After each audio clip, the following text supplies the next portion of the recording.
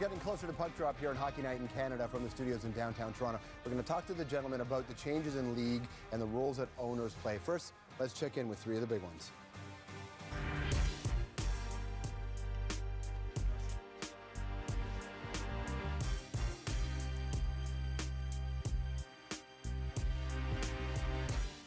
You don't do a lot of press. I'm happy that you've agreed to do this. Oh, it's an opportunity. You avoid us, don't you? Yeah, that's right. Give me the reasons individually why you, aside from the financial benefit, why would you be an owner? Why would you want to be an owner of an NHL team?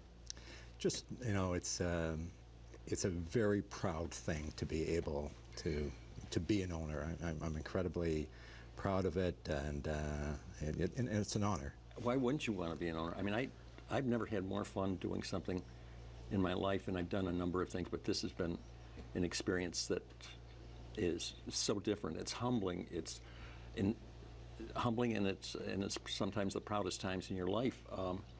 But it takes you out of your comfort zone, doing things that you're unaccompanied to doing, and it moves you into subjects that you never otherwise would challenge yourself with. And if you enjoy being challenged, and if you enjoy the diversity of it and the rise and fall of it, it's the place I think every person would love to be. When you win, when you have the great runs, we had the great Stanley Cup run in 2004, Game 7. When you go that, it's an experience of a lifetime, both for your fans and as ownership. So it's one of the real highlights of being an owner. I mean, talk about public interest and focus. So you've been around, people know about you in Toronto in a variety of ways, but in this position with this franchise, it's just another kind of heat, isn't it? It is, but you know, you feel a real responsibility. You feel a responsibility that you want to make sure you have the best team in order to bring that Stanley Cup back to Toronto. I mean, it hasn't been there since '67, and we want to bring it back. You know, Sorry, But Murray. so do we. I think Toronto is, he's got a unique personality. The pressure is unbelievable, just immeasurable. As bad as it is in Boston, it's multiplied by 3 or 4 in Toronto. Do you guys mentor each other about how to deal with this stuff? If we work together, I can't think of an owner that doesn't try and aid another one to improve their position. I mean, it's one of the few games that each of us wishes the other well, because it builds the total and it makes our game better. Could you guys even talk to each other after the third period in the playoffs a little while back? Yeah, we tried. That was unbelievable, actually. Yeah. You know, because I think, Jerry, you left the arena, as I recall. Okay, yes, we were I ahead did. 4-1. Yeah. We were up 4-1. Jerry leaves the arena, is listening in his car on the radio. Because you couldn't deal with it? No, I was actually, the story goes, I get in the elevator. I'm heading to the elevator, and we got a goal. They say, okay, it's 2-1. I got in the elevator, we got another goal. So when we got to the bottom, I said, oh, we're going right back up. But what I was doing, I was mentally composing my congratulatory letter to Larry at that time, and I told him that. Gary called me the morning after, and he said to me, he said, Larry, he said, look, it was, I said, Gary, I am devastated. I'm absolutely devastated.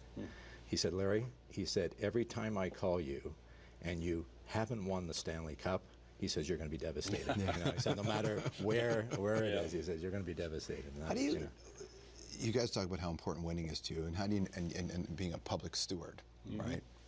When you know that a large part of the perception of any sports audience is that the owners just want to make money and winning is secondary to them. How do you manage that?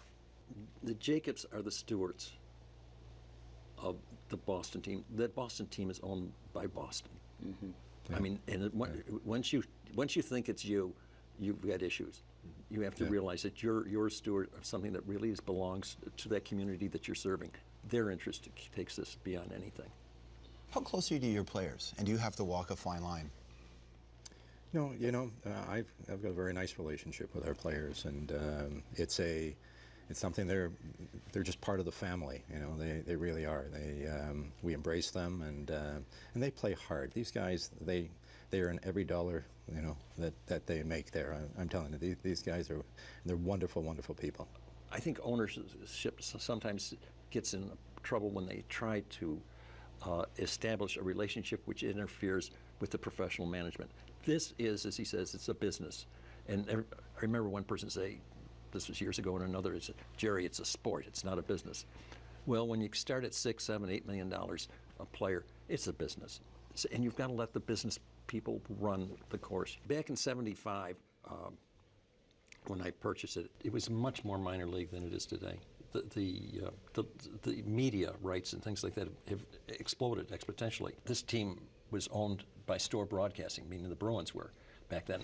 I took it from a broadcasting company and then was one of the early ones to have a regional sports network created, New England Sports Network, and ourselves and the Red Sox. So I think that was in the early 80s.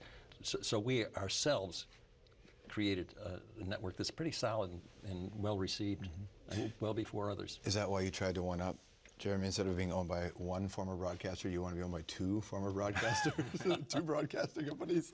It's a good partnership that way. It works well, you know. From the outside, it seems, knowing the business world and working, it's that there's bitter rivals. How do you manage that stuff inside the boardroom? Well, it's pretty easy because both Bell and Rogers have the same vision for Maple Leaf Sports and Entertainment. So that's just to build winning teams, championship teams, and so we are absolutely on the same page. And when we're in the boardroom together, there is it different from previous ownership? It is in the sense that Bell and Rogers are strategic owners. They have content. They've got the platforms of which to put this on. The Teachers Pension Fund, they were good partners in that, but they were much more fiscally oriented than they were strategically oriented. What advice would you give to let's say there's a man or woman out there who's got a ton of money, who watches this and wants to own a team? What advice would you give them in terms of how to get into this? Because there's obviously more than just having money. Well, first thing I would say that if you're looking at it purely from a money perspective, there are lots of other businesses that give you a better return, make you more money with a lot less stress, especially in our marketplace. So it's not a money thing. You require the resources for all the infrastructure that goes with your organizations. You require some financial resources, obviously, to own a team, but it's not a money investment. It's a community thing. As Jerry talked about being stewards in Boston, we're students in Calgary, Larry. I mean, it's almost like a privilege to own a hockey team. It is. That's exactly what it is. And if they want to get into this, they have to have a similarly inspired, or that's their end goal.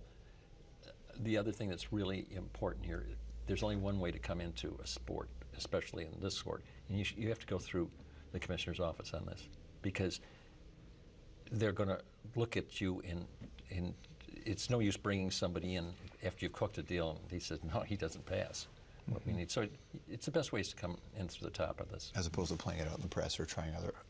Oh, God. Yeah. That's not a good recipe. No. All right, there's more of a conversation with the owners from the Board of Governors meetings in Florida in just a little bit. We'll talk to these guys, too, about maybe some of the owners they played with. But one of the things that also came out of the Board of Governors meeting was what was going to happen in Las Vegas and the idea of a season ticket drive. And then there was a lot of murkiness about what does this actually mean in the long run. Elliotte Friedman, as usual, found out more. When the idea of the NHL in Vegas comes up, I think everybody wants it because everybody wants that road trip. But I also think everybody is skeptical. Can this really work? Why do you believe it can? I mean, there are a lot of reasons.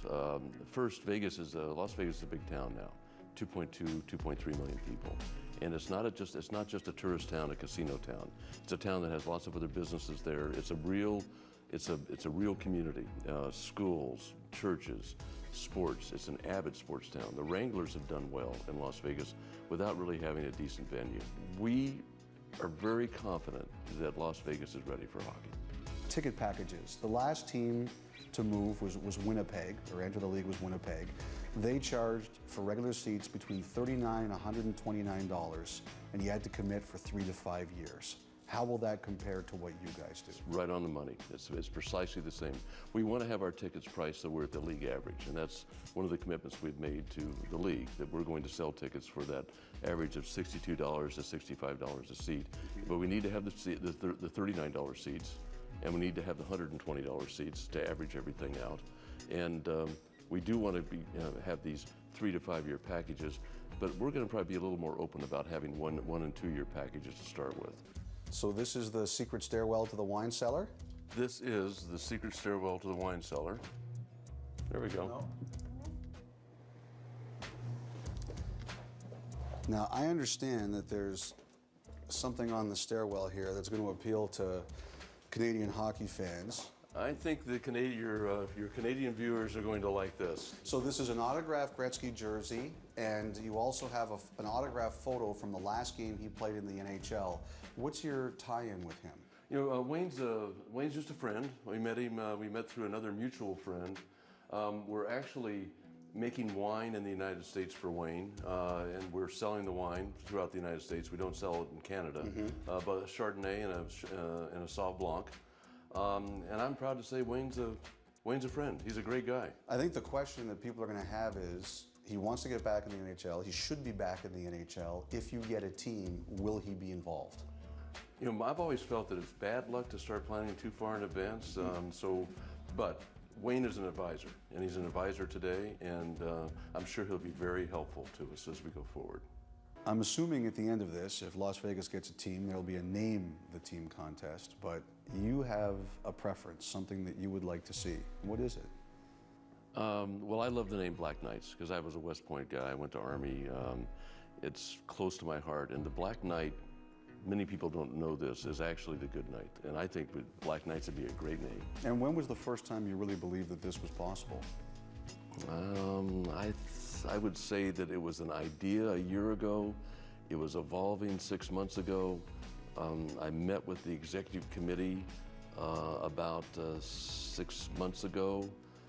They were receptive. They loved the arena. We made our presentation, and we left. There was no commitment. There's never been a commitment. And then as we moved through the summer and into the fall, more and more discussions with the commissioner about what it would take and how we should do it, and if we were going to be successful, what he needed from us. And so I would say over the last 60 days, 90 days, my confidence level has increased pretty dramatically. So Chalk Hill is one of Mr. Foley's wineries. There was a party here for him on Thursday night. His 70th birthday is upcoming. And on this gift bottle, it goes through a number of his accomplishments in life: his birth, his graduation from West Point, his marriage in 1969, and there is room for something right down here. Just enough room for the logo of the Las Vegas NHL franchise right there.